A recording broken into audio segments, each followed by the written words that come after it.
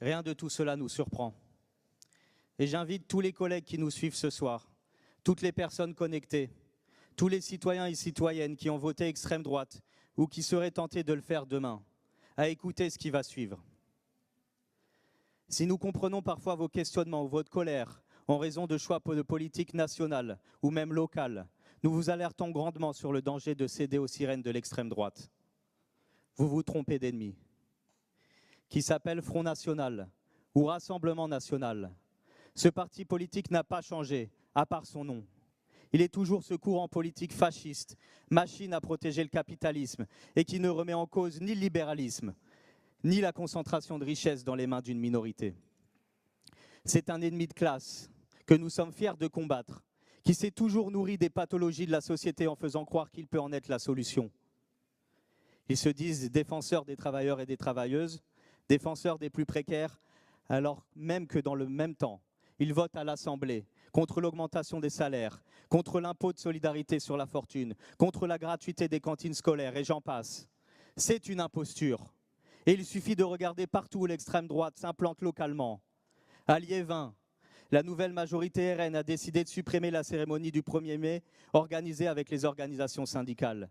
À Elne, le passage piéton aux couleurs arc-en-ciel a été repeint en blanc et le drapeau LGBTQIA+, retiré de la mairie. À Carpentras, la mairie RN a décidé de supprimer les subventions accordées au planning familial. À Hénin-Beaumont, en plus de s'attaquer aux syndicalistes par des procédures disciplinaires, c'est le financement de la Ligue des droits de l'homme qui a été supprimé. Et pendant que certains dénoncent les prétendus privilèges des autres, on voit aussi des exécutifs RN augmenter les indemnités de leurs élus dès leur arrivée aux responsabilités. Ces exemples ne sont pas des anecdotes. Ils montrent une réelle cohérence. Chaque fois, ce sont les mêmes cibles. Les étrangers, les minorités, les fonctionnaires, les syndicalistes. Parce que les idées d'extrême droite ne cherchent pas à renforcer les solidarités. Elles cherchent à les hiérarchiser, à décider qui mérite d'être aidé, qui mérite d'être entendu, qui mérite d'être considéré comme un citoyen ou une citoyenne à part entière. Cette logique, elle est incompatible avec les saveurs du service public. Et permettez-nous de rappeler un fait, Monsieur Nader. Dans votre programme politique, vous consacriez très peu de propositions sur les services publics. Aucune logique de développement. Ce n'est pas un oubli, c'est un choix. Car lorsqu'on ne parle pas du service public, c'est souvent parce qu'on ne la considère pas comme un outil essentiel d'égalité.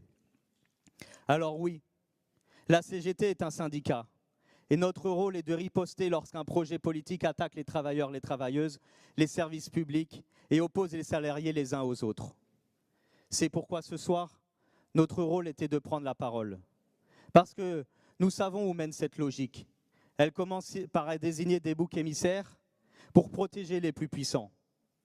Et pendant que le monde du travail se divise, ceux qui concentrent les richesses continuent tranquillement leurs affaires. Voilà pourquoi la CGT est fière de combattre ces idées, non par habitude, ni par posture, mais parce qu'elles sont incompatibles avec ce qui fonde notre engagement syndical, la solidarité, l'égalité et l'émancipation du monde du travail. Alors ce soir, Monsieur Nader, nous vous laissons vos vidéos, nous gardons nos collègues, nous vous laissons les polémiques, nous défendons nos services publics, nous vous laissons le buzz pour cacher le vide de votre programme, parce qu'au fond, elle est là la différence entre vous et nous. Vous cherchez des spectateurs, nous défendons les travailleurs. Longue vie au service public et vive la CGT.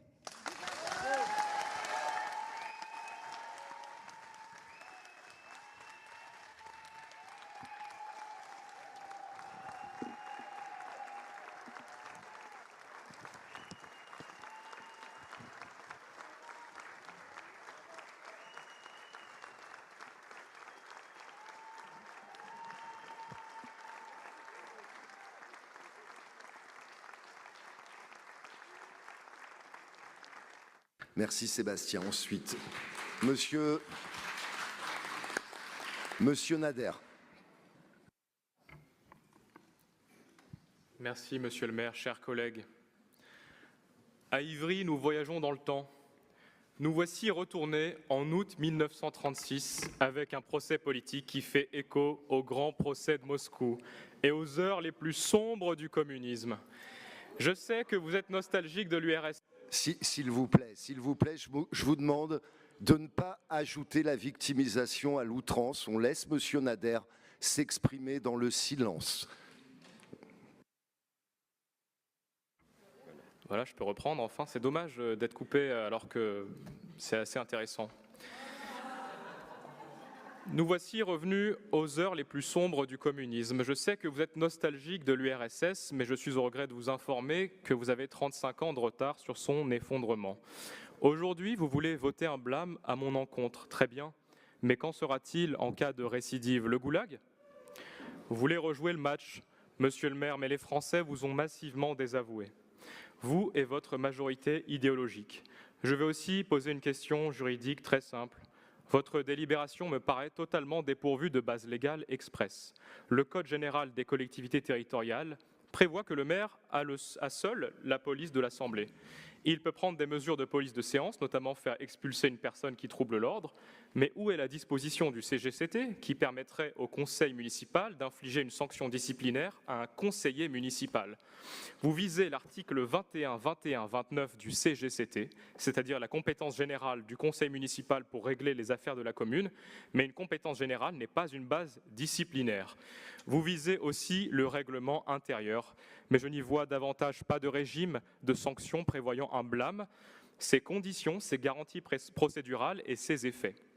Au mieux, votre blâme n'a aucune portée juridique réelle. C'est une motion politique déguisée en délibération. Au pire, vous engagez le conseil municipal dans une procédure juridiquement fragile parce qu'elle donne l'apparence d'une sanction sans en avoir la base légale, les garanties et le régime.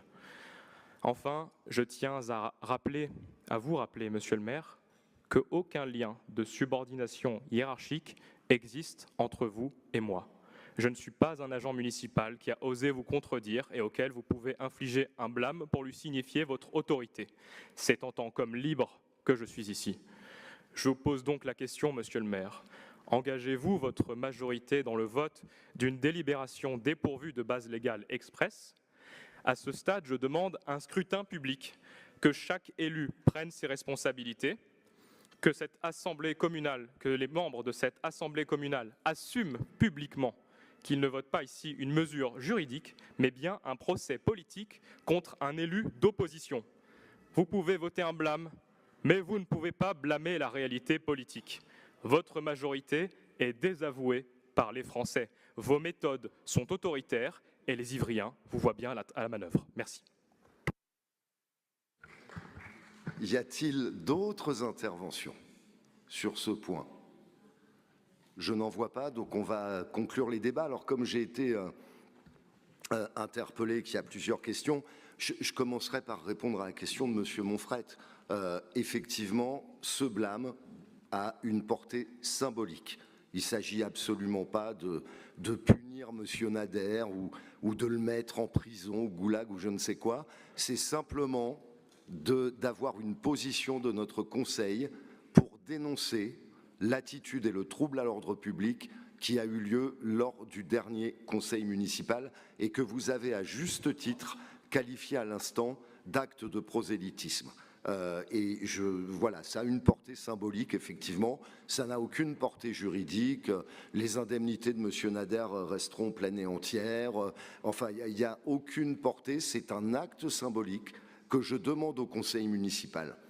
On peut le qualifier de politique, effectivement, vous avez raison, monsieur Nader. C'est avant tout un acte politique pour dénoncer la grave infraction à la laïcité que vous avez commise lors de la dernière assemblée.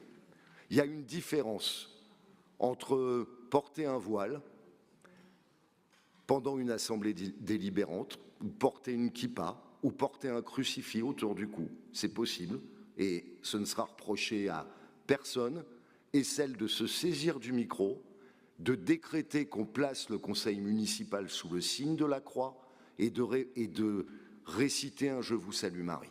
Ça, c'est un acte prosélyte, et croyez bien que ce que je vous ai dit la dernière fois, sur un ton effectivement un peu plus énervé que ce soir, que cette façon d'instrumentaliser la religion catholique pour commettre dans cette assemblée communale un acte profondément islamophobe a choqué bien au-delà des enceintes de cette Assemblée. Et je ne parlerai pas ici, j'en ai absolument pas le droit ni le mandat, ni au nom des musulmans, ni au nom des catholiques, ni au nom des juifs, mais je sais que cette attitude a provoqué un trouble et un choc légitime dans la population ivrienne, et vous le savez aussi bien que moi. Vous le savez aussi bien que moi. Et personne n'a accepté ces formes d'instrumentalisation. Alors oui, c'est un acte politique qui se donne comme objectif que, dorénavant, ces outrances, cette recherche du buzz permanente cesse. Vous aurez le droit d'exprimer absolument tout ce que vous voulez sur la politique municipale. Il n'y a aucune limite à votre possibilité d'expression dans ce Conseil. Mais il y a des lignes rouges à ne pas franchir.